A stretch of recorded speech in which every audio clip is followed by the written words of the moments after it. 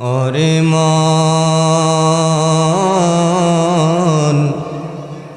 কার লাগিয়া কান্দ দিবারতি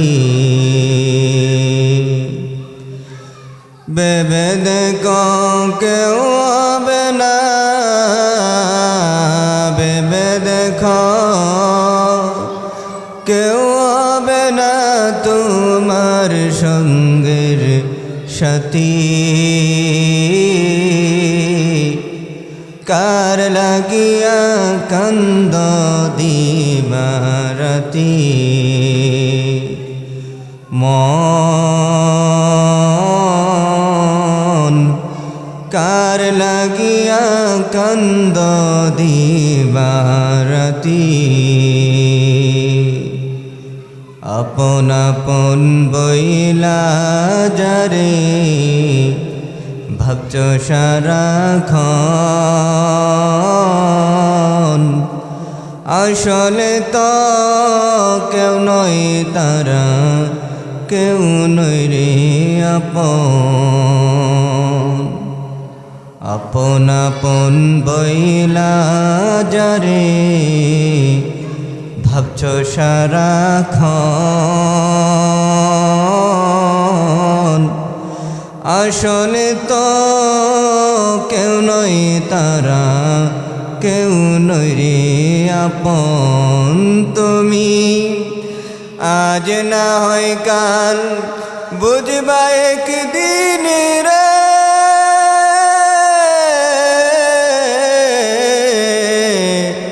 আজ না হয় কাল বুঝবা একদিন নিভলে জীবন বাতি। কার লাগিয়া কান্দ দিবারতি মন কার লাগিয়া কান্দ দিবারতি।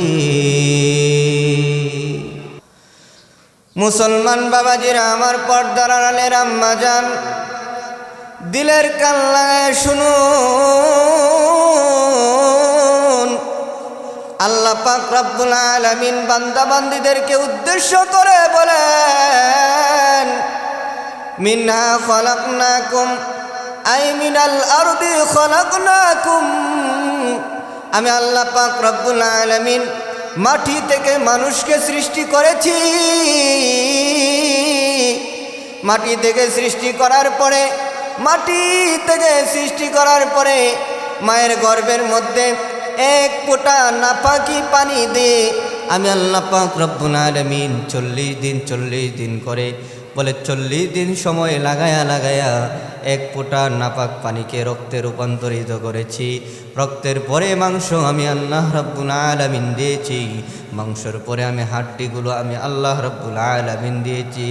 সব কিছুই আমি আল্লাহ পাক রব্বুল আলামিন এক সিল্লা অর্থাৎ 40 দিন করে করে আমি আল্লাহ পাক রব্বুল আলামিন একের পর এক পরিবর্তন তোমার দেহের মধ্যে দান করেছি।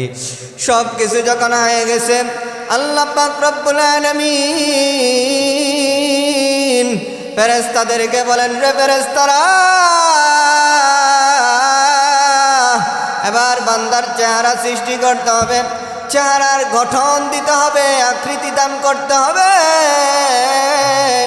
এই চেহারা হবে সবচাইতে শরীরের মধ্যে যা কিছু রয়েছে সবচাইতে কঠিন হলো চেহারা, সবচাইতে সুন্দর হলো চেহারা। বলে একটা মানুষের চেহারার দিকে তাকাইলেই তার শরীরের গঠন আকৃতি সম্পর্কে জানা যায়। মোহতারাম হাজিরিন, আল্লাহ পাক রব্বুল আলামিনকে ফেরেশতারা বলে, আল্লাহ গোটা শরীরটা বানাইলেন, চেহারার জন্য আলাদাভাবে আপনি কেন আলাদাভাবে মেহনত করবেন? আল্লাহ পাক রব্বুল আলামিন ফেরেশতাদেরকে জানায় দেন, রে ফেরেশতারা, আমার বান্দার চেহারার মধ্যে এমন একটা স্থান আছে, কপাল। এই কপাল দিয়ে সে দুনিয়ার কারো সম্মুখে মাথা নত করবে না, দুনিয়ার কারো সম্মুখে মাথা নত করবে না। বলে একমাত্র আমি আল্লাহ রাব্বুল আলামিনের দরবারে দৈনন্দিন 5 বার সে মাথা নত করে করে আমি আল্লাহর কদমের মধ্যে সেজদা করবে, ওই চেহারার মধ্যে যে কপালটা বড় দামি। এই জন্য আল্লাহ পাক রব্বুল আলামিন নিজ হাতে বান্দার চেহারা বানায় দিয়েছেন, বলেন না সুবহানাল্লাহ। আল্লাহ পাক রব্বুল আলামিন পৃথিবীর যত সৃষ্টি দুনিয়ার জমিনের মধ্যে সৃষ্টি করেছেন, কোন সৃষ্টির ব্যাপারে আল্লাহ পাক রব্বুল আলামিন উত্তম আকৃতি দিয়েছেন, উত্তমভাবে সৃষ্টি করেছেন, সুন্দরভাবে সৃষ্টি করেছেন, বলেন নাই?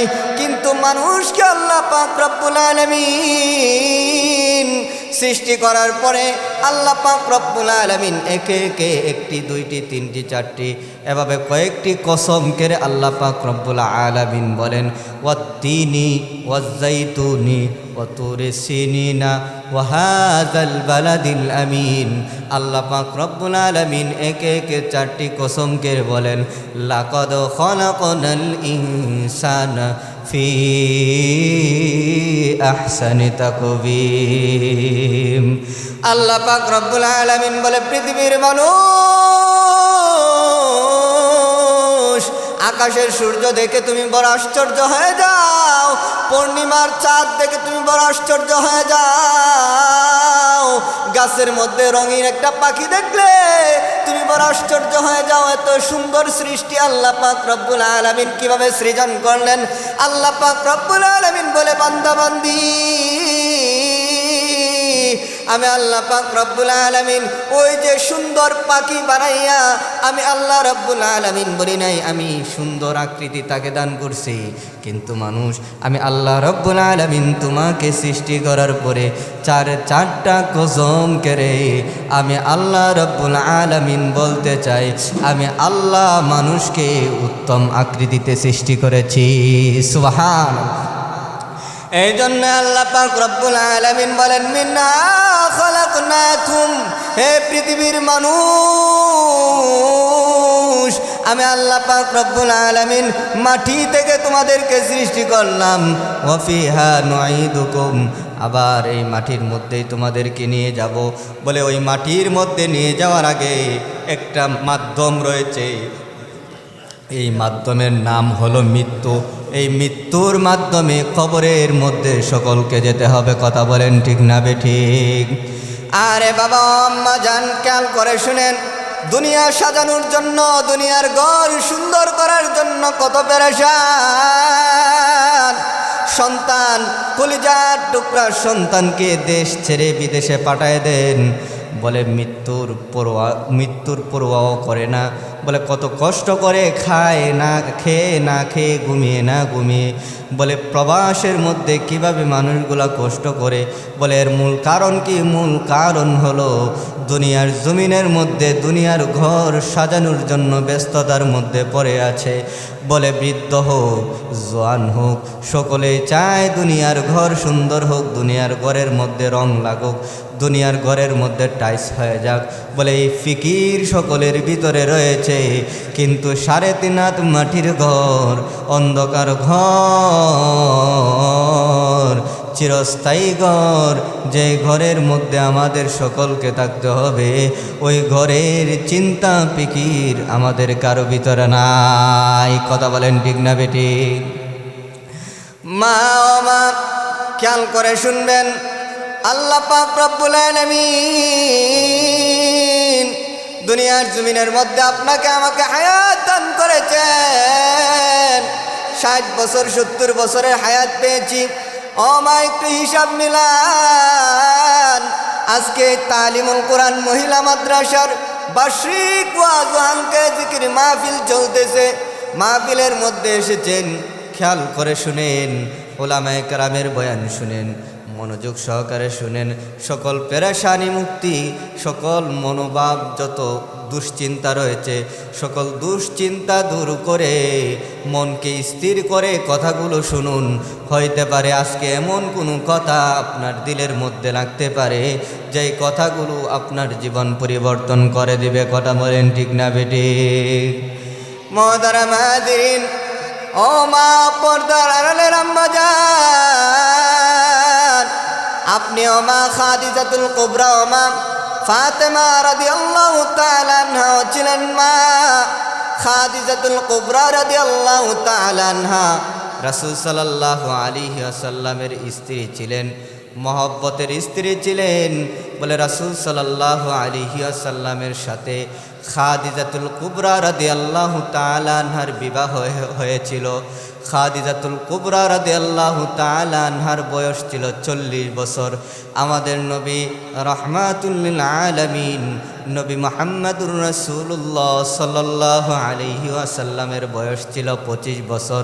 বলে 25 বছরের যুবক 40 বছরের মেয়েকে 40 বছরের মহিলাকে বিবাহ করেছে।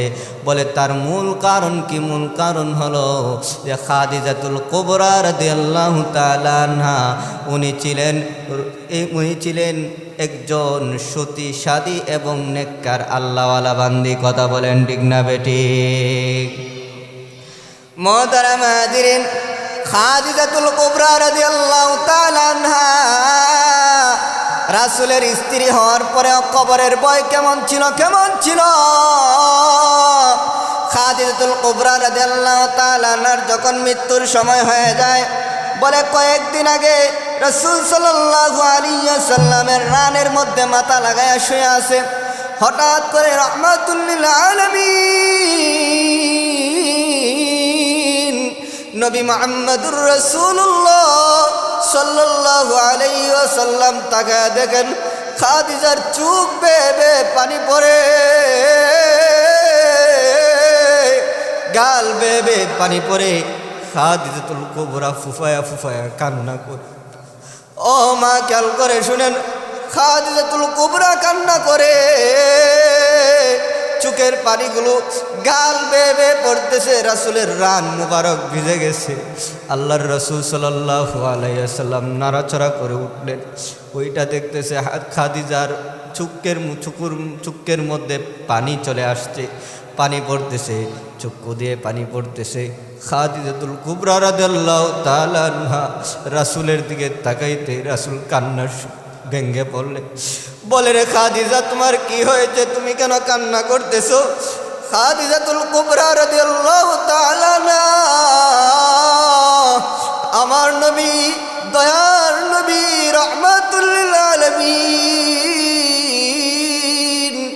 নবী মুহাম্মদুর রাসূলুল্লাহ সাল্লাল্লাহু আলাইহি ওয়াসাল্লামকে ডেকে ডেকে বলেন, আল্লাহর পয়গম্বর, আমি ছিলাম মক্কার একজন সম্ভ্রান্ত ফ্যামিলির মহিলা, আমি ছিলাম মক্কার শ্রেষ্ঠতম একজন ধনী। আমার কোনো কিছুর অভাব ছিল না, টাকা পয়সা অর্থ সম্পত্তির কোনো কিছুর কোনো অভাব ছিল না। আমি দামি দামি কাপড়, দামি দামি পোশাক আমি পরিধান করেছি, দামি দামি খাবার আমি খেয়েছি। বলে মক্কার মধ্যে আমার সবচাইতে দামি একটি ঘর ছিল, দামি বিছানার মধ্যে ঘুমাইছি। আল্লাহর পয়গম্বর, আমার জীবনে কখনো আমি অভাব অনটন আমি দেখি নাই। বলে আপনার সাথে বিবাহ হওয়ার পরে আপনার খেদমতে আমি আপনার দ্বীনের জন্য সব কিছু আল্লাহর রাস্তায় দান করে সব কিছু শেষ করে ফেলেছি। বলে চিরা কাপড় পর্যন্ত পরেছি, না খেয়ে আমি ওয়াক্তের পর ওয়াক্ত, সময়ের পর সময় আমি কাটিয়েছি। রহমত নবী, আমি আপনার কাছে কখনো সওয়াল করি নাই। ও মা, ও বৃদ্ধ বাবাজিরাম, ও পর্দার আলারের আম্মা জান, খেয়াল করে শুনবেন, আল্লাহর নবী রাহমাতুল লিল আলামিন নবী মুহাম্মদুর রাসূলুল্লাহ সাল্লাল্লাহু আলাইহি ওয়াসাল্লামের সহধর্মিণী হযরত খাদিজাতুল কুবরার ঘটনা আপনাদেরকে বলতেছি। খাদিজাতুল কুবরা রাদিয়াল্লাহু তাআলা আনহা উনি কেঁদে কেঁদে বলেন, পয়গম্বর, দুনিয়ার জমিনের মধ্যে কখনো আপনার কাছে কোনো কিছু চাই নাই, আপনাকে কখনো আঘাত দিয়ে কথা বলি নাই, আপনাকে কখনো কোনো কষ্ট দেয় নাই, কিন্তু পয়গম্বর, আজকে আপনার কাছে আমার 3টা আবদার রেখে যাব। এই 3টা আবদার আমার মৃত্যুর সাথে সাথে পুরা করবেন। বলেন না সুবহানাল্লাহ। ও মা, পর্দার আড়ালের আম্মা জান, খেয়াল করে শুনেন, খাদিজাতুল কুবরা রাদিয়াল্লাহু তাআলা আনহার এই আশ্চর্যতম প্রশ্ন শুনে আল্লাহর রাসূল সাল্লাল্লাহু আলাইহি ওয়াসাল্লাম বললেন, খাদিজা তুমি জলদি করে বলো তোমার তিনটা কি উদ্দেশ্য, তিনটা কি কাজ আমাকে করতে হবে। এবার আল্লাহর রাসূল সাল্লাল্লাহু আলাইহি ওয়াসাল্লামকে খাদিজা ডেকে ডেকে বলেন, পয়গম্বর আপনার একটি জামা, পুরাতন জামা আমি ধুয়ে মুছে সাফ করে ইস্ত্রি করে রেখে দিয়েছি। আমার যখন মৃত্যু হয়ে যাবে, আমার মৃত্যু হয়ে যাওয়ার সাথে সাথে আমাকে যখন গোসল করাবেন, গোসল করায়া কাফনের হিসাবে আপনার জামাটা আমাকে হাদিয়া দিবেন। বলেন না সুবহানাল্লাহ। মুহতারাম হাজিরিন, খেয়াল করে শুনেন, আল্লাহর নবী রাহমাতুল লিল আলামিন নবী মুহাম্মদুর রাসূলুল্লাহ এই কথা শোনার পরে বলে, খাদিজা আমার পুরাতন কাপড় তোমাকে দেব। মক্কার মানুষেরা কি বলবে যে খাদিজার কোনো কিছু অভাব ছিল না, সব কিছু দিয়ে শেষ করে ফেলেছে মুহাম্মদের জন্য। আর মুহাম্মদ মৃত্যুর পরে খাদিজার জন্য ছিঁড়া একটি কাপড় দিয়েছে, আমি এই মানুষের কথা আমি শুনতে পারবো না। এবার খাদিজাতুল কুবরা রাদিয়াল্লাহু তাআলা আনহা বলেন, পয়গম্বর আপনি আপনার পুরাতন কাপড় দিবেন ঠিকই, কিন্তু আমার বিশ্বাস যদি আপনার গায়ের জামা আমার গায়ের মধ্যে থাকে, আমি মনে করি জাহান্নামের আগুন আমাকে স্পর্শ করতে পারবে না। বলেন না সুবহানাল্লাহ। এক নাম্বার আবদার, পয়গম্বর আপনার কাছে আমার এক নাম্বার আবদার, আপনার একটি জামা আমি খাদিজা সুন্দর করে ধুয়ে বাইশ করে রেখে দিয়েছি, এই কাপড়টা আমাকে দিয়ে দিবেন। দ্বিতীয় নম্বর চাওয়া, দ্বিতীয় নম্বর পাওয়া হলো আপনার কাছে, ও পয়গম্বর যখন কবরের মধ্যে রাখবেন, কবরের মধ্যে আপনি নিজ হাতে আমাকে রাখবেন আর চেহারাটা পশ্চিমমুখী করে রাখবেন। বলেন না সুবহানাল্লাহ। মুহতারাম হাজিরিন, পর্দার আড়ালের আম্মাজান খেয়াল করে শুনেন, খাদিজাতুল কুবরা রাদিয়াল্লাহু তাআলা আনহা বলেন, পয়গম্বর তৃতীয় নম্বর আবদার, তৃতীয় নম্বর আরজি, আমাকে যখন কবরের মধ্যে রেখে পাড়া প্রতিবেশী আত্মীয় স্বজনরা চলে আসবে, আমি বড় একা হয়ে যাব, আমার বড় ভয় হয়। ওই অন্ধকার কবরের মধ্যে সওয়াল জবাব হবে, আমাকে সওয়াল জবাব করা হবে, মুনকার নাকির আসবে, আমাকে প্রশ্ন করবে, পয়গম্বর আমি সওয়াল জবাবের উত্তর দিতে পারবো না, আমার বড় ভয় করে, আমি মুনকার নাকিরের সাথে কথা বলতে পারবো না। পয়গম্বর আপনার কাছে তৃতীয় নম্বর আরজি, আপনি আমার সওয়াল জবাবের উত্তর দিয়ে আসবেন। বলেন না সুবহানাল্লাহ। মুহতারাম হাজিরিন, এবার রাহমাতুল লিল আলামিন নবী মুহাম্মদুর রাসূলুল্লাহ সাল্লাল্লাহু আলাইহি ওয়াসাল্লাম খাদিজাকে বলেন, রে খাদিজা তোমার তিনটা আবদার, তবে তিনটা আবদারের মধ্যে শেষ নম্বরে যে আবদার করেছো, তোমার পাশে দাঁড়িয়ে দাঁড়িয়ে আমি সওয়াল জবাব করব, মুনকার নাকিরের প্রশ্নের উত্তর দিব, এই ক্ষমতা আমার নাই, ক্ষমতা আমার নাই। তবে আমি ওয়াদা দিলাম খাদিজা, আমি তোমার কবরের পাশে বসে থাকবো, আমি যতক্ষণ পর্যন্ত না তুমি যতক্ষণ পর্যন্ত শান্ত না হবা, আমি রাহমাতুল লিল আলামিন কখনো তোমার কবর থেকে দূরে যাব না। বলেন না সুবহানাল্লাহ। মুহতারাম হাজিরিন, খাদিজাতুল কুবরা রাদিয়াল্লাহু তাআলা আনহার মৃত্যু হয়ে গেল। আল্লাহর রাসূল সাল্লাল্লাহু আলাইহি ওয়াসাল্লাম নিজের জামাটা দিয়ে কাপন পরাইলেন, নিজ হাতে কবরের মধ্যে রাখলেন। কিন্তু আশ্চর্য বিষয় হলো, বারবার কেবলামুখী করে চেহারা, কিন্তু চেহারা আকাশের দিকে উঠে যায়। বলেন না সুবহানাল্লাহ। এভাবে কয়েকবার হওয়ার পরে আল্লাহর রাসূল সাল্লাল্লাহু আলাইহি ওয়াসাল্লাম বড় আশ্চর্য হয়ে গেলেন। তখন জিবরাইল আলাইহিস সালাতু ওয়াস সালাম রাহমাতুল লিল আলামিন নবী মুহাম্মদুর রাসূলুল্লাহ সাল্লাল্লাহু আলাইহি ওয়াসাল্লামের কাছে আয়েশা হাজিরা দিলেন। আয়েশা বলেন, ইয়া রাসূলুল্লাহ, ইয়া হাবিবাল্লাহ, টেনশনের কোনো কারণ নাই, পেরেশানির কোনো কারণ নাই। খাদিজাতুল কুবরাকে আল্লাহ পাক রব্বুল আলামিন এত মহব্বত করেছেন, এত ভালোবেসেছেন যে কেবলার দিকে চেহারা না দিয়ে সরাসরি আল্লাহর দিকে চেহারা ঘুরাইয়া দিয়েছেন। বলেন না সুবহানাল্লাহ। যে আল্লাহ পাক রব্বুল আলামিন খাদিজার চেহারা দেখতে চাইতেছেন, যে খাদিজার চেহারা সরাসরি আল্লাহ পাক রব্বুল আলামিন দেখবেন। বলেন না সুবহানাল্লাহ। ও মা, পর্দার আড়ালের আম্মা জান, খেয়াল করে শুনেন, রাহমাতুল লিল আলামিন নবী মুহাম্মদুর রাসূলুল্লাহ সাল্লাল্লাহু আলাইহি ওয়াসাল্লাম খাদিজাতুল কুবরাকে কবর দেওয়ার পরে, মাটি চাপা দেওয়ার পরে সবাই যখন চলে যায়, রাহমাতুল লিল আলামিন নবী মুহাম্মদুর রাসূলুল্লাহ সাল্লাল্লাহু আলাইহি ওয়াসাল্লাম কবরের পাশে বৈশা বৈশা কান্না করে। সাহাবায়ে কেরামরা দূর থেকে দেখতেছে আল্লাহর রাসূল আসতেছে না। একজন সাহাবী দৌড়ায় আসলেন, আয়েশা বলেন, পয়গম্বর উঠে যান, উঠে যান, আপনি কেন কান্না করতেছেন? এবার সাহাবায়ে কেরামদেরকে বলে, ও সাহাবায়ে কেরাম, তোমরা কি জানো এই খাদিজা আমার দুঃখের দিনের সাথে ছিল? বলেন না সুবহানাল্লাহ। বলে, মক্কার মানুষেরা, মক্কার কাফেররা যখন আমার উপরে বিভিন্ন ধরনের জুলুম নির্যাতন করে, মক্কা নগরীর মধ্যে যখন আমার আশ্রয়ের কোনো স্থান নাই, এই খাদিজা ছিল আমার আশ্রয়স্থল, এই খাদিজা ছিল আমার সাথী। ও সাহাবায়ে কেরাম, যে মুহূর্তে মানুষেরা আমাকে দুশ্মন করে তাড়ায় দিত, মানুষগুলা দাঁড় থেকে আমাকে গাড়ে ধরে ধরে ঘর থেকে বের করে দিত, কোথাও আমাকে আশ্রয় দিত না। বলে, ওই সময় খাদিজাতুল কুবরা আমাকে আশ্রয় দিয়েছে। খাদিজার সমস্ত সম্পত্তি ইসলামের জন্য, দ্বীনের জন্য হাসি মুখে ব্যয় করে দিয়েছে। আমি কিভাবে তাকে কবরে রেখে শান্তিতে থাকতে পারি? বলেন না সুবহানাল্লাহ। মুহতারাম হাজিরিন, খাদিজাতুল কুবরা রাদিয়াল্লাহু তাআলা আনহাকে জানেননি? খাদিজাতুল কুবরা রাদিয়াল্লাহু তাআলা আনহা হলেন ইসলামের সর্বপ্রথম মুসলমান। বলেন না সুবহানাল্লাহ।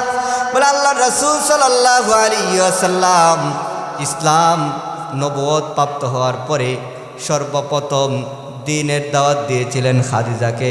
বলে, খাদিজাতুল কুবরা রাদিয়াল্লাহু তাআলা আনহা এমন একজন মহিয়সী নারী, বলে পৃথিবীর জমিনের মধ্যে মুসলমানের কাতারে যদি কারো নাম থেকে থাকে, ওই মুসলমানের কাতারের সর্বপ্রথম সিরিয়ালে যার নাম হবে তিনি হলেন খাদিজাতুল কুবরা।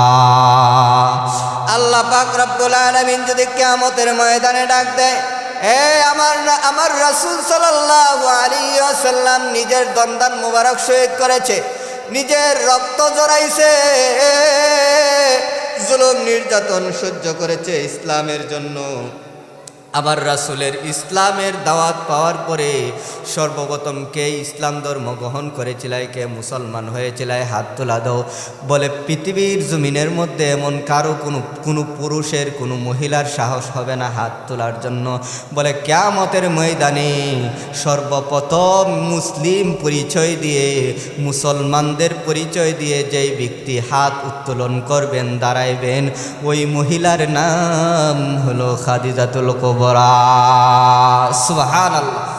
মুহতারাম হাজিরিন, পর্দার আড়ালের আম্মা জান, খাদিজাতুল কুবরা যদি প্রথম মুসলমান হওয়ার পরে কবরের জন্য কান্না করে, কবরের জন্য না ঘুমায়, কবরের জন্য পেরেশানি করে, তাহলে আপনা আমার হালত কেমন হওয়া দরকার? শুধু খাদিজাতুল কুবরার নয়, রাসূল সাল্লাল্লাহু আলাইহি ওয়াসাল্লামের কলিজার টুকরা সন্তান, কলিজার টুকরা মেয়ে মা ফাতেমা রাদিয়াল্লাহু তাআলা আনহার জীবনী আপনারা শুনেছেন। ফাতেমা রাদিয়াল্লাহু তাআলা আনহা কেমন মহিয়সী নারী ছিলেন। ফাতেমা রাদিয়াল্লাহু তাআলা আনহার জীবনী যদি তালাশ করেন, তাহলে আপনারা তার পরিচয় পেয়ে যাবেন।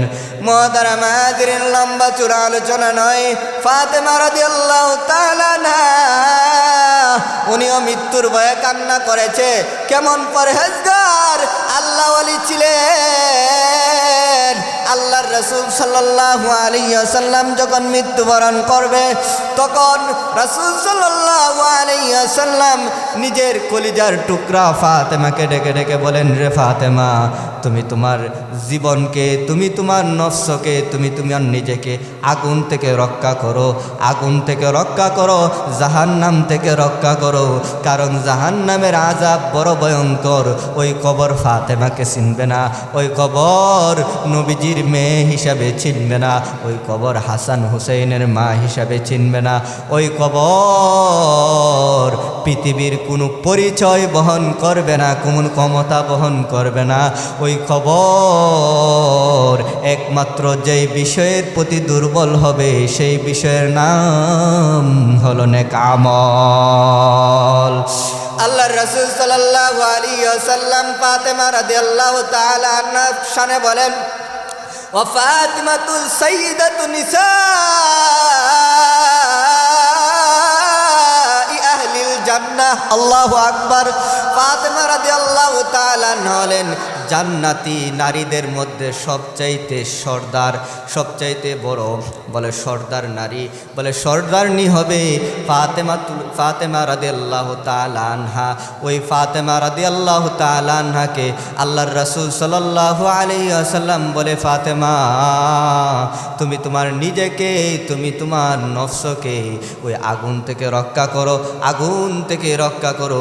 মুহতারাম হাজিরিন, ফাতেমা রাদিয়াল্লাহু তাআলা আনহা মৃত্যুর আগে আলী রাদিয়াল্লাহু তাআলা আনহুকে বলেন, মা বোনেরা খেয়াল করে শুনবেন, ফাতেমা রাদিয়াল্লাহু তাআলা আনহা কেমন পর্দাশীলা নারী ছিলেন।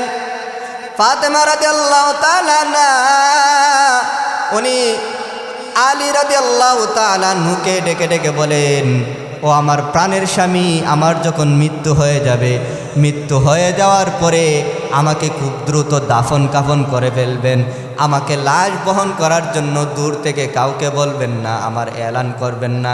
কারণ যদি আমাকে এলান করান, আমার নাম যদি ঘোষণা করা হয়, আমার মৃত্যুর সংবাদ যদি চতুর্দিক দিয়ে ছড়িয়ে দেওয়া হয়, আর আমার জানাজা যদি অধিক মানুষের সম্মুখে নেওয়া হয়, তাহলে আমার এই যে লাশ দেখে মানুষে বলবে নবীজির কন্যা ফাতেমার বটিটা এতটুক মোটা ছিল, এতটুক লম্বা ছিল।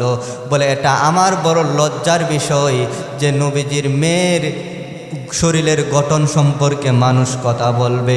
আমি ফাতেমা এটা সহ্য করতে পারবো না, সহ্য করতে পারবো না। ও মা, ও পর্দার আড়ালের আম্মা জান, আমরা একটু চিন্তা করে দেখি, একটা মানুষ মৃত্যুর পরে যদি তার এমন অবস্থা হয় যে মৃত্যুর পরে তার লাশটা মানুষ না দেখুক, তার লাশের আকার আকৃতি গঠনটা পর্যন্ত মানুষে না জানুক, ওই ব্যক্তিটা জীবিত অবস্থায় কতটুকু পর্দা পশিদার সাথে চলেছে। আর আপনার আমার অবস্থাটা কেমন? আপনি আমি মার্কেটের মধ্যে দৌড়াই, যে স্বামী বাজার করে নিয়ে আসে কিন্তু স্বামীর বাজার পছন্দ হয় না, মাছ কিনে নিয়ে আসলে মাছ পছন্দ হয় না, কাপড় নিয়ে আসলে কাপড় পছন্দ হয় না। বলে ওই মহিলা যখন যায় যেটা নিয়ে আসে সেটাই তার পছন্দ হয়, সেটাই ভালো লাগে। বেপর্দা অবস্থায় যায়, রাস্তাঘাটের মধ্যে বেপর্দা চলাফেরা করে, একটা মা বোনেরও অন্তরের মধ্যে জাহান্নামের আগুনের ভয় নাই। ও মা পর্দার আড়ালের আম্মা জান, ফাতেমা রাদিয়াল্লাহু তাআলা আনহা জান্নাতি মহিলাদের সর্দার নেই। আল্লাহর রাসূল সাল্লাল্লাহু আলাইহি ওয়াসাল্লামের কলিজার টুকরা ফাতেমা, ওই রাসূলের কলিজার টুকরা ফাতেমা যদি নিজেকে এত ভাবে আযাবের ভয়ে কান্না করাইতে পারে, নিজেকে দুর্বল বানাইতে পারে, বলে নিজেকে আল্লাহর রাহে সঁপিয়ে দিতে পারে, আপনা আমার অবস্থা কেমন হওয়ার দরকার ছিল। মুহতারাম হাজিরিন, আমি যদি সাহাবায়ে কেরামদের একের পর এক ঘটনা বলতে থাকি, সাহাবায়ে কেরামের ঘটনা বলে শেষ হবে না। কিন্তু আমরা যদি আমল না করি, আমরা যদি ইবাদত বন্দেগী না করি, তাহলে ইবাদত বন্দেগীর দ্বারা আমাদের কোনো, যদি ইবাদত বন্দেগী না করি তাহলে এই জিন্দিগির হায়াতে আমাদের কোনো কাজে আসবে না। কথা বলেন ঠিক না বেটে? আল্লাহর নবী রাহমাতুল লিল আলামিনের সাহাবী হযরত আবু বকর সিদ্দিক রাদিয়াল্লাহু তাআলা আনহু নাম শুনেছেন সকলে। আবু বকর, কে সে আবু বকর? আল্লাহর রাসূল সাল্লাল্লাহু আলাইহি ওয়াসাল্লামের প্রায় 1.5 লক্ষ সাহাবী রয়েছে। 1.5 লক্ষ সাহাবীর মধ্যে সর্বপ্রথম সর্বোচ্চ মানের সাহাবী যিনি, ওই সাহাবীর নাম হলো আবু বকর সিদ্দিক রাদিয়াল্লাহু তাআলা আনহু। আল্লাহ পাক রব্বুল আলামিন কোনো সাহাবীর নামের শুরুতে নামের সাথে সাহাবিয়তের সনদ দেয় নাই, কিন্তু আবু বকরের শানে আল্লাহ পাক রব্বুল আলামিন বলেন, ইয ক্বালা লাহু সাহিবুহু, আল্লাহ পাক রব্বুল আলামিন আবু বকরের শানে সাহাবিয়তের সনদ লাগাইছেন। বলেন না সুবহানাল্লাহ। ওই আবু বকর কে? আবু বকর আল্লাহর রাসূল সাল্লাল্লাহু আলাইহি ওয়াসাল্লাম মক্কার কাফের বেঈমান নাস্তিকদের জুলুম নির্যাতন যখন সহ্য করতে পারে না, আল্লাহর রাসূল সাল্লাল্লাহু আলাইহি ওয়াসাল্লামের উপরে যখন বিভিন্ন দিক দিয়ে ষড়যন্ত্র হচ্ছে, জুলুম নির্যাতন হচ্ছে, এক পর্যায়ে আল্লাহ পাক রব্বুল আলামিন বলেন, পয়গম্বর এবার আপনি মক্কা ছেড়ে মদিনায় হিজরত করেন। বলে ওই মুহূর্তে আল্লাহর রাসূল সাল্লাল্লাহু আলাইহি ওয়াসাল্লাম উমরের মতো নওজওয়ানকে সাথী বানায় নাই, সফর সঙ্গী বানায় নাই। বলে মুরব্বী সাহাবী হযরত আবু বকর রাদিয়াল্লাহু তাআলা আনহুকে সাথী বানাইছে। সুবহানাল্লাহ। ও মা বোনেরা, খেয়াল করে শুনবেন, আল্লাহর রাসূল সাল্লাল্লাহু আলাইহি ওয়াসাল্লাম একবার আবু বকর সিদ্দিক রাদিয়াল্লাহু তাআলা আনহুকে বলতেছেন, আবু বকর, আল্লাহ পাক রব্বুল আলামিনের পক্ষ থেকে আদেশ এসেছে মক্কা ছেড়ে মদিনায় হিজরত করতে হবে।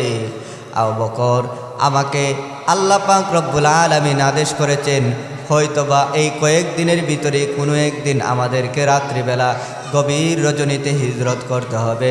আবু বকর রাদিয়াল্লাহু তাআলা আনহু এই কথা শোনার পরে দৌড়ায় ঘরের মধ্যে গেলেন, গিয়ে প্রস্তুতি নেওয়া শুরু করেন।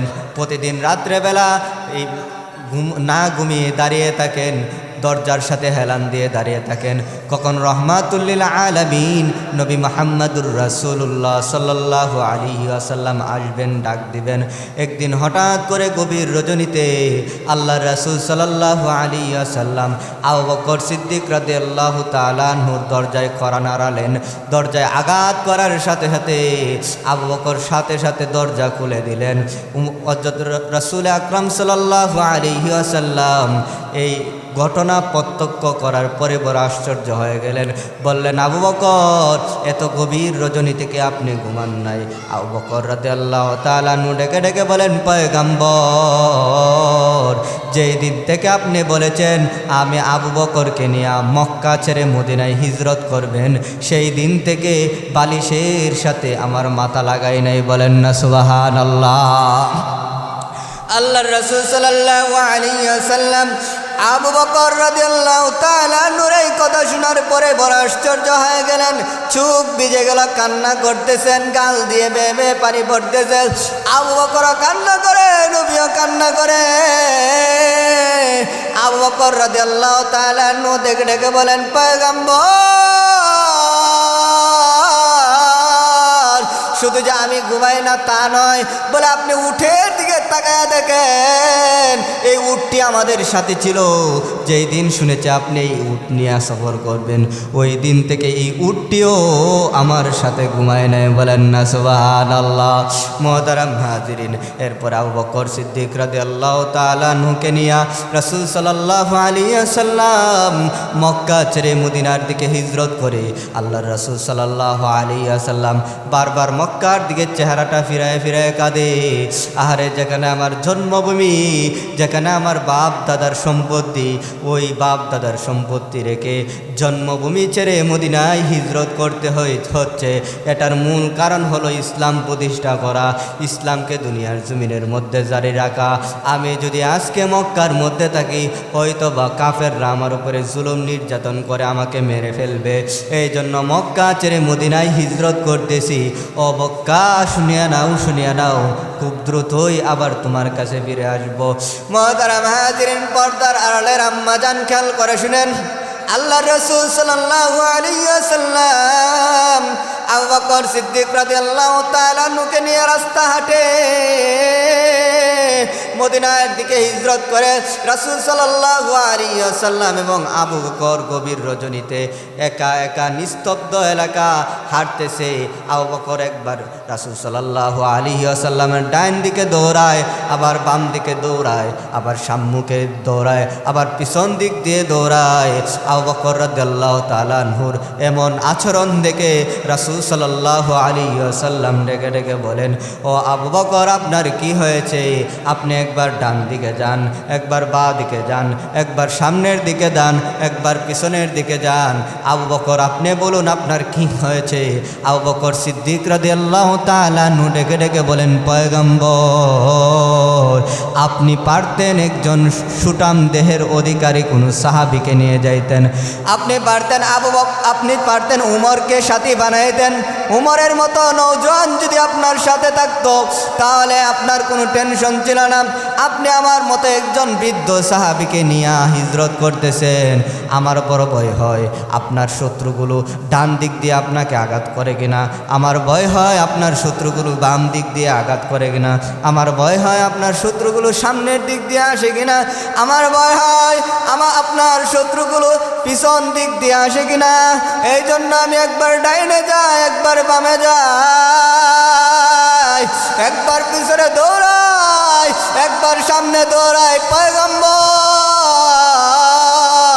আমার অন্তরের মধ্যে শান্তি নাই, না জানি কোন কাফের এসে আপনার শরীরের মধ্যে রাখতে আপনার শরীরের মধ্যে ফুলের টুকা পড়বে, আমি আবু বকর সহ্য করতে পারবো না। সুবহানাল্লাহ। হিজরতের সাথী হলেন হযরত আবু বকর। আবু বকর সিদ্দিক রাদিয়াল্লাহু তাআলা আনহুকে জানো, আবু বকর সিদ্দিক রাদিয়াল্লাহু তাআলা আনহু হলেন আল্লাহ পাক রব্বুল আলামিনের পক্ষ থেকে রাসূল সাল্লাল্লাহু আলাইহি ওয়াসাল্লাম যে সমস্ত সাহাবায়ে কেরামদেরকে জান্নাতে যাওয়ার সার্টিফিকেট দান করেছে, বলে এই সমস্ত সাহাবায়ে কেরাম হলেন 10 জন। বলে 10 জন সাহাবীকে আল্লাহ পাক রব্বুল আলামিন জান্নাতে যাওয়ার সার্টিফিকেট দান করেছেন। এর মধ্যে সর্বপ্রথম যার নাম, তার নাম হলো আবু বকর। ও মা পর্দার আড়ালের আম্মা জান খেয়াল করে শুনেন, ওই আবু বকর জান্নাতে যাওয়ার সার্টিফিকেট পাওয়ার পরেও, জান্নাতি টিকিট পাওয়ার পরেও, জান্নাতি পুরুষ হওয়ার পরেও ওই কবরের বেলায় কবরের চিন্তায় এত কান্না করে। একদিনের ঘটনা, গভীর রজনীতে এলাকার সকলেই ঘুমিয়ে আছে। আল্লাহর রাসূল সাল্লাল্লাহু আলাইহি ওয়াসাল্লামের প্রিয় সাহাবী হযরত আবু বকর সিদ্দিক রাদিয়াল্লাহু তাআলা আনহু জান্নাতুল বাকির মধ্যে দাঁড়ায় দাঁড়ায় কান্না করে, এমনভাবে ফুফায়া ফুফায়া কান্না করে, আওয়াজ করে করে কান্না করে। বলে এলাকার মানুষ গভীর রজনীতে কান্নার আওয়াজে আর ঘুমিয়ে থাকতে পারে না। সকলে দৌড়ায় আবু বকর সিদ্দিক রাদিয়াল্লাহু তাআলা আনহুর কাছে দৌড়ায় আসলেন। আয়েশা দেখে আবু বকর জান্নাতুল বাকির মধ্যে দাঁড়ায় দাঁড়ায় কান্না করে। আবু বকর কান্না করে মানুষগুলা বড় আশ্চর্য হয়ে যায়। আর এই যে আবু বকরের শানে আল্লাহ পাক রব্বুল আলামিন বলেছেন যে আবু বকর হলে জান্নাতি। আবু বকরকে আল্লাহ পাক রব্বুল আলামিন জান্নাতে যাওয়ার সার্টিফিকেট দিয়েছে। আর আবু বকর কবরের পাশে দাঁড়ায় দাঁড়ায় কান্না করে। আবু বকরকে যখন জিজ্ঞাসা করা হয়, আবু বকর আপনার কি হয়েছে, আপনি কেন কান্না করেন? আবু বকর ডেকে ডেকে বলেন, ও আমার সাথী ভাইয়েরা, আমি কান্না করতেছি এই কারণে, আমি তো জানি আমি জান্নাতি, আমি তো জানি আমাকে জান্নাতে যাওয়ার সার্টিফিকেট দেওয়া হয়েছে, কিন্তু হায়াত কতদিন আছে জানি না। যতদিন হায়াত থাকবে ততদিন এই সার্টিফিকেট থাকবে কিনা, এই আমার প্রতি আল্লাহ পাক রব্বুল আলামিন সন্তুষ্ট থাকবেন কিনা, এই ভয়ে আমি আবু বকর কান্না করি। বলেন না সুবহানাল্লাহ। আবু বকর সিদ্দিক রাদিয়াল্লাহু তাআলা না ডেকে ডেকে বলেন, ও আমার সাথী ভাই, এই যে গুরুস্থানের মধ্যে এখন যারা শুয়ে আছে সবাই খুব আরামের মধ্যে আছে, জান্নাতুল বাকির মধ্যে যারা আছে তারা সকলেই জান্নাতের মধ্যে আছে। তবে আমার বড় ভয় হয় মৃত্যুর আগে আমি কি নাফরমান হয়ে মারা যায় কি না, বা আমার কোনো একটা দোষের কারণে আমার সার্টিফিকেট নষ্ট হয়ে যায় কি না। যদি সার্টিফিকেট নষ্ট হয়ে যায় তাহলে ওই কবরের মধ্যে আমি কিভাবে থাকবো এই বলিয়া কান্না করে। মোহতারাম হাজিরিন, আবু বকর নয়, উমরও কবরের আজাবের ভয়ে কান্না করে, কবরের ভয়ে উসমান কান্না করে, কবরের ভয়ে আলী কান্না করে। যত সাহাবায়ে কেরামরা রয়েছে সকল সাহাবায়ে কেরাম কবরের ভয়ে কান্না করেছে। এই জন্য মা বোনেরা, যদি উমরের মতো সাহাবী, আবু বকরের মতো সাহাবী, ফাতেমা রাদিয়াল্লাহু তাআলা আনহা, খাদিজাতুল কুবরা রাদিয়াল্লাহু তাআলা আনহা, হযরত আয়েশা সিদ্দিকা রাদিয়াল্লাহু তাআলা আনহা, এই সমস্ত মহিয়সী নারী সাহাবীরা যদি কবরের ভয়ে কান্না করে, আমি একটু চিন্তা করে দেখুন আমার কি করা উচিত, আমার কি করা উচিত একটু চিন্তা করে দেখেন। যদি আলী রাদিয়াল্লাহু তাআলা আনহু উনি যদি কবরের ভয়ে কান্না করে, উমর যদি কবরের ভয়ে কান্না করে, আবু বকর যদি কবরের ভয়ে কান্না করে, ফাতেমা যদি কবরের ভয়ে কান্না করে, খাদিজাতুল কুবরা যদি কবরের ভয়ে কান্না করে, আয়েশা সিদ্দিকা যদি কবরের ভয়ে কান্না করে, আমার কি করা উচিত?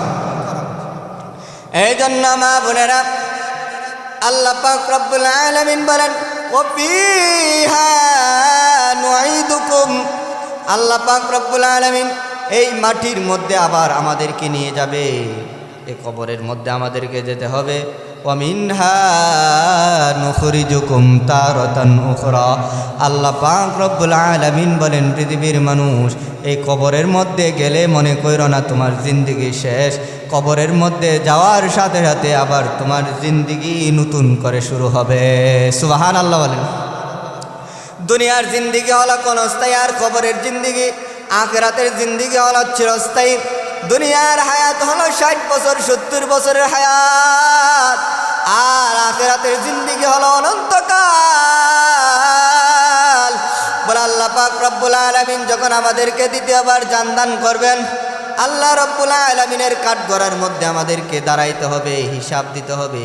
60 বছর 70 বছরের জিন্দেগি কিভাবে কাটাইছি, 60 বছরের হায়াত কিভাবে কাটাইলাম, 70 বছরের হায়াত কিভাবে কাটাইলাম, এইগুলার হিসাব আপনাকে আমাকে সকলকে দিতে হবে। কথা বলেন ঠিক না বেঠিক? আল্লাহ পাক রব্বুল আলামিন কাঠগড়ার মধ্যে সকল বান্দা বান্দীদেরকে দাঁড় করাইবে, প্রত্যেককে প্রশ্ন করা হবে, তুমি তোমার 60 বছর 70 বছরের জিন্দেগি কিভাবে কাটাইছো? নেককার বান্দারাও বলবে, বদকার বান্দারাও বলবে, আমরা নামাজ পড়েছি, রোজা রেখেছি, হজ আদায় করেছি, যাকাত দিয়েছি, সকল ইবাদত বন্দেগী করেছি। আল্লাহ পাক রব্বুল আলামিন প্রত্যেকটা বান্দা বান্দির আমল সম্পর্কে জানা আছে। আল্লাহ রব্বুল আলামিন জানেন বান্দা দুনিয়াতেও বাটফারি করছে, এখানেও বাটফারি করতে যাবে। আল্লাহ পাক রব্বুল আলামিন সাথে সাথে বলবে, বান্দা দুনিয়ার কাঠগড়া আর আজকের এই কাঠগড়া ব্যবধান আছে। দুনিয়ার কাঠগড়ার মধ্যে টাকা দিলে তার আইন পরিবর্তন হয়ে যায়, বিচার পরিবর্তন হয়ে যায়, কিন্তু আমি আল্লাহ রাব্বুল আলামিনের কাঠগড়া এমন, তুমি কোনো মিথ্যা বলে আশ্রয় পাবা না।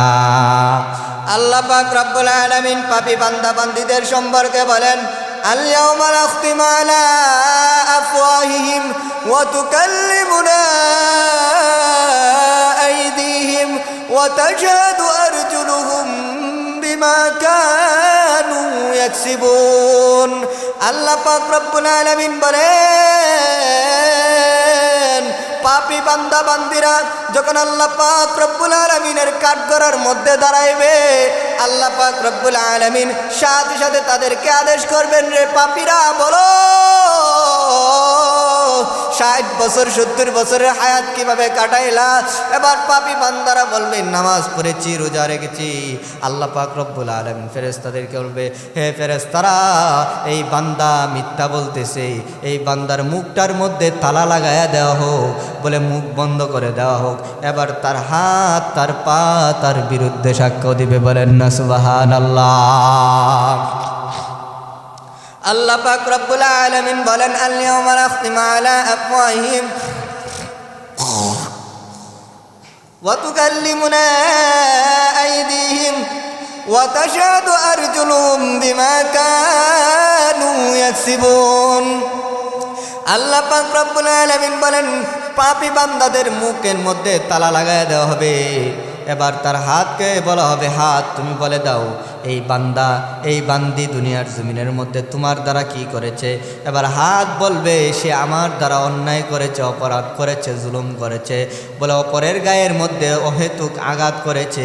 বলে এই হাত দ্বারা চুরি করেছে, এই হাত দিয়ে বিভিন্ন গুনাহের কাজের মধ্যে সহযোগিতা নিয়েছে। আল্লাহ পাক রব্বুল আলামিন এইগুলোর যখন শুনতে থাকবেন, এবার পাকে আদেশ করবেন। পা বলবে এই পা দিয়ে হেঁটে হেঁটে গুনাহের কাজের মধ্যে গেছে, এই পা দিয়ে হেঁটে হেঁটে সিনেমা হলের মধ্যে গেছে, এই পা দিয়ে হেঁটে হেঁটে গানের আড্ডার মধ্যে গেছে, এ পা দিয়ে হেঁটে হেঁটে খড়কি গ্রামের মহিলারা পর্দা ছেড়ে বেপর্দায় রাস্তাঘাটের মধ্যে চলাফেরা করেছে।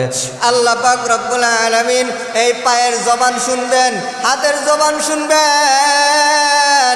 পা বান্দাবান্দির বিরুদ্ধে নালিশ দিবে, হাত বান্দাবান্দির বিরুদ্ধে নালিশ দিবে। এবার বদকার বলবে না না, আমার পা আমার পক্ষে বলে নাই, আমার হাত আমার পক্ষে বলে নাই, আমার বিপক্ষে বলেছে। আমি হাতের সাক্ষী মানি না, পায়ের সাক্ষী মানি না। আল্লাহ পাক রব্বুল আলামিন সাথে সাথে দুইজন ফেরেশতা দাঁড় করায় দিবেন। আল্লাহ রব্বুল আলামিন বলেন, কিরামান কাতিবিনা ইয়ালামুনা মা তাফআলুন। মুহতারাম হাজিরিন, পর্দার আড়ালের আম্মাজান, দুইজন ফেরেশতা আপনি আমার জন্মের পর থেকে আল্লাহ পাক রব্বুল আলামিন একজনকে ডান পাশে আর একজনকে বাম কাঁধের মধ্যে দিয়ে দিয়েছেন। একজন নেক আমল লেখে আর একজন বদ আমল লেখে। কিরামান কাতিবিন বলে দুনিয়ার জমিনের মধ্যে মানুষগুলা সিসি ক্যামেরাকে বড় ভয় পায়।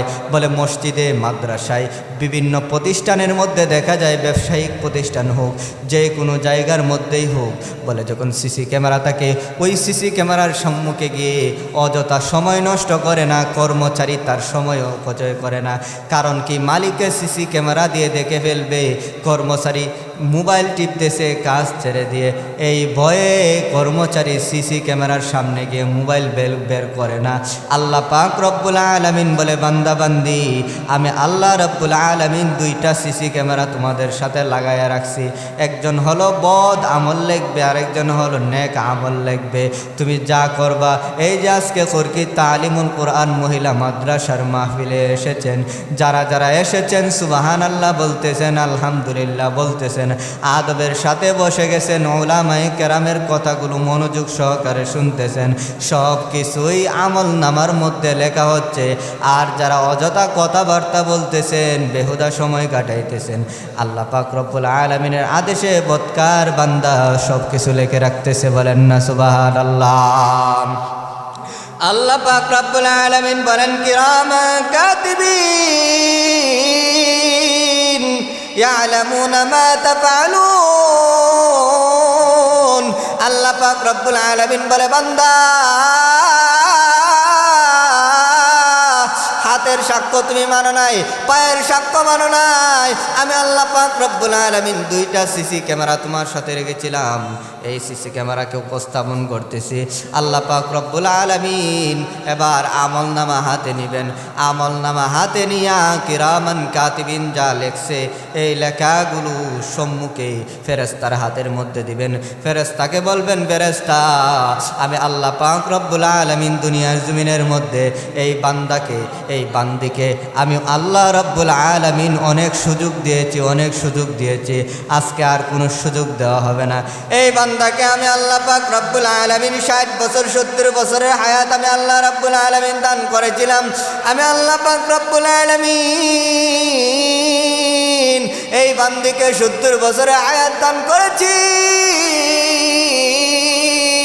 কিন্তু 60 বছর 70 বছরের হায়াত পাওয়ার পরে ওই বান্দি আমাকে আল্লাহ বলে ডাক দেয় নাই। নামাজের সময় হয়েছে, নামাজ পড়ে নাই, রাস্তাঘাটে বেপরদায় চলাফেরা করেছে। ওই বান্দিকে আমি আল্লাহ রব্বুল আলামিন সাথে সাথে কোনো শাস্তি দেয় নাই। নামাজ পড়ে নাই, আমি আল্লাহ পাক রব্বুল আলামিন ইচ্ছা করলেই পারতাম ওই বান্দিকে সাথে সাথে শাস্তি দিতাম, কিন্তু আমি আল্লাহ রব্বুল আলামিন সাথে সাথে কোনো শাস্তি দেয় নাই। বেপরদায় চলাফেরা করেছে, করেছে, চুগলখড়ি করেছে, মিথ্যা কথা বলেছে, আমি আল্লাহ পাক রব্বুল আলামিন ইচ্ছা করলে বান্দার মুখটা তালা লাগায়া দিতে পারতাম। ওই বান্দা ওই বান্দিকে দেখে নাই কত সন্তানেরা মায়ের গর্ভ থেকে বের হয়, জবান ছাড়া কথা বলতে পারে না, বুবা অবস্থায় বের হয়েছে। কত সন্তান আমার, কত বান্দা মায়ের গর্ভ থেকে বের হয়েছে অন্ধ অবস্থায়, আমার কত বান্দা মায়ের গর্ভ থেকে বের হয়েছে একটি হাত নাই, একটি পা নাই। আমি আল্লাহ পাক রব্বুল আলামিন এই বান্দিকে কোনো কিছুর অভাব দেয় নাই। আমি আল্লাহ পাক রব্বুল আলামিন দুইটি চক্ষু দান করেছিলাম, আমি আল্লাহ রব্বুল আলামিন তাকে জবান, সুন্দর জবান দান করেছিলাম, সুন্দর কণ্ঠ দান করেছিলাম, আমি আল্লাহ পাক রব্বুল আলামিন সুন্দর দুইটি পা দান করেছিলাম, আমি আল্লাহ পাক রব্বুল আলামিন এই বান্দিকে এত সুন্দর চেহারা দান করেছি, এত সুন্দর আকৃতি দান করেছি। এই বান্দি এত সুন্দর আকৃতি পাওয়ার পরেও, এত সুন্দর চক্ষু পাওয়ার পরেও, এত সুন্দর জবান পাওয়ার পরেও, এত সুন্দর হাত পাওয়ার পরেও, এত সুন্দর পা পাওয়ার পরেও আমি আল্লাহ পাক রব্বুল আলামিনের গোলামি করে নাই, আমি আল্লাহ পাক রব্বুল আলামিনের ইবাদত বন্দেগি করে নাই, আমি আল্লাহর শুকরিয়া আদায় করে নাই। বেপরদায় চলেছে, নামাজ ছেড়ে দিয়েছে, রোজা ভেঙে ফেলেছে, বলে সকল ইবাদত বন্দেগি ছেড়ে দিয়েছে, বলে মন যেভাবে চাই সেভাবে চলেছে। আমি আল্লাহ পাক রব্বুল আলামিন তার জন্য সূর্যের আলো বন্ধ করে দেয় নাই, আমি আল্লাহ পাক রব্বুল আলামিন আমার রহমতের বাতাস বন্ধ করে দেয় নাই। আমি আল্লাহ পাক রব্বুল আলামিন গাছে গাছে সুস্বাদু ফল, সুমধুর ফল আমি আল্লাহ পাক রব্বুল আলামিন তার রিজিক থেকে উঠায় নেয় নাই। সমুদ্রের সুস্বাদু মাছ আমি আল্লাহ পাক রব্বুল আলামিন এই বান্দাবান্দির জন্য কখনো হারাম করি নাই। কিন্তু এই বান্দাবান্দি মসজিদের মধ্যে হাইয়া আলাস সালাহ, হাইয়া আলাল ফালার আহ্বান শোনার পরেও, তার কর্ণপাত হওয়ার পরেও, ভালো কাজের আদেশ আসার পরেও, নামাজের কথা স্মরণ হওয়ার পরেও সে নামাজ পড়ে নাই, ঘরের কাজের মধ্যে ব্যস্ত রয়েছে, বিভিন্নভাবে সময় কাটিয়েছে, টেলিভিশনের সম্মুখে বসে বসে রয়েছে। বলে মসজিদের মাইকের মধ্যে আজান হচ্ছে, টেলিভিশন চলতেছে, মোবাইলে নাটক দেখে, ছবি দেখে, বলে তার অন্তরের মধ্যে ধাক্কা লাগে নাই, আল্লাহর নাম তার সম্মুখে উচ্চারণ করা হচ্ছে, বলে সে আমার নামের কোনো তাওয়াক্কা করে নাই। আমার নাম তার সম্মুখে যখন পাঠ করা হতো, আল্লাহু আকবার আল্লাহু আকবার বলা হতো, বলে আজানের সময় মাথা ঘুরে নাই, মাথার মধ্যে কাপড় দেয় নাই। আমি আল্লাহ পাক রব্বুল আলামিন আজকে তাকে কোনো সুযোগ দিব না, সুযোগ দেব না। আল্লাহ পাক রব্বুল আলামিন আযাবের ফেরেশতাদেরকে বলবে, ও আযাবের ফেরেশতারা, আজকে তার আমল নামা দেওয়া হবে বাম হাতে, তবে সহজভাবে কোনো দেওয়া হবে না। আমি আল্লাহ পাক রব্বুল আলামিন আদেশ করতেছি, এই নাফরমান বান্দা বান্দির বুক বরাবর একটি ছিদ্র করে দেওয়া হোক, বুক বরাবর ছিদ্র করে দিয়ে তার বাম হাতটাকে মোচড়ে ভেঙে বুক দিয়ে ঢুকিয়ে পিছন দিক দিয়ে বের করে দেওয়া হোক। বলেন না নাউজুবিল্লাহ। মুহতারাম হাজিরিন, আযাবের ফেরেশতারা যখন ওই বান্দা বান্দির বুক বরাবর ছিদ্র করে দিবে, বাম হাতটাকে মোচড়ে ভেঙে পিছন দিক দিয়ে মোচড়ে বের করে দিবে, একটু অনুভব করেন, চিন্তা করেন কেমন হালতটাই হবে, কেমন অবস্থা হবে। বান্দা বান্দির হাতটাকে মোচড়ে ভেঙে বাম হাতটাকে যখন পিছন দিক দিয়ে ঘুরিয়ে দিবে, তার আমল নামাটা তার বাম হাতের মধ্যে দেওয়া হবে। এবার আল্লাহ পাক রব্বুল আলামিন আদেশ করবেন, রে ফেরেশতারা, তাকে বলো সে যেন তার এই যে আমল নামা, এই আমল নামা যেন দেখে দেখে নিজে নিজে পড়ে। বলে তার আমল নামা যখন দেওয়া হবে, পাপী বান্দা তার সুখের বাণী ফেলে ফেলে আল্লাহর কাছে কান্না করে বলবে, আল্লাহ, আমার আমল নামা দেওয়া হয়েছে, আমার আমল নামা হলো পিছন দিক দিয়ে আর আমার চেহারা হলো সামনে, আমি তো আমার আমল নামা দেখতে পারতেছি না, আমার আমল নামাটা সামনে দেওয়া হোক।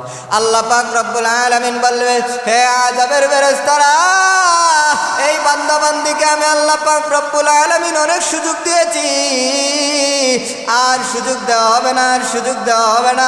আমি আল্লাহ পাক রব্বুল আলামিন তাকে আর সুযোগ দেব না। তার গাঁটটাকে মসরে ভেঙ্গে পিছন দিক দিয়ে ঘুরিয়ে দেওয়া হোক, আর সে তা দেখুক তার 60 বছরের জিন্দিগি, 70 বছরের জিন্দিগির হায়াতে সে কী করেছে। এবার তার গাঁটটাকে যখন মসরে ভেঙ্গে পিছন দিক দিয়ে দিয়ে দেওয়া হবে, তার আমলনামা সে দেখে দেখে বলবে, মালি হাযাল কিতাব লা ইউগাদিরু সগীরাতাও ওয়ালা কাবীরাতান ইল্লা আহসাহা। কেঁদে কেঁদে বলবে, আরে দুনিয়ার জমিনের মধ্যে যা করেছিলাম সবই তো পাওয়া যায়। এই যে রাস্তাঘাটের মধ্যে বের হয়েছিলাম, অযথা বের হয়েছিলাম, এটাও দেখা যায়।